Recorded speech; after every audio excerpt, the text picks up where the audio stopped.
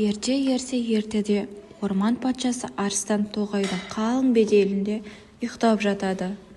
Бір тышқан ойнақтап үстінен жорғалап жүргенін сезіпті.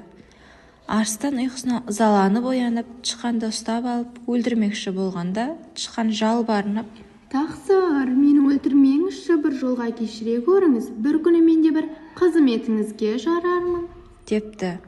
Арыстан оның сөзіне күліп: «Сен өзің кішкентай бір тышқансың, менің қандай қызметіме жарамақсың» деп жаны ашып, тышқанды қоя беріпті. Тышқан байғұс қуанып: «Арыстан досым» деп жүгіріп ойнап кете беріпті. Күндердің күніне арыстан жортып ойнап жүріп, аңшылардың құрған тұзағына түсіп қалыпты. Шарқ-ұрық тыпырлап, ақырып-бақырып жатса да, тұзақтан құтыла алмапты.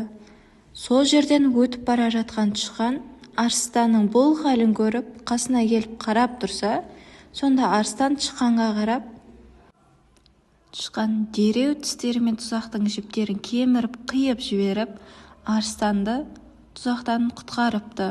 Тышқан арыстанға: «Мені кішкентайсың деп менсінбеуші едің, мен сені бір ажалдан алып қалдым» депті. Осылайша арыстан жасалған жақсылықтың қайтарымы болатынын жақсы түсініпті.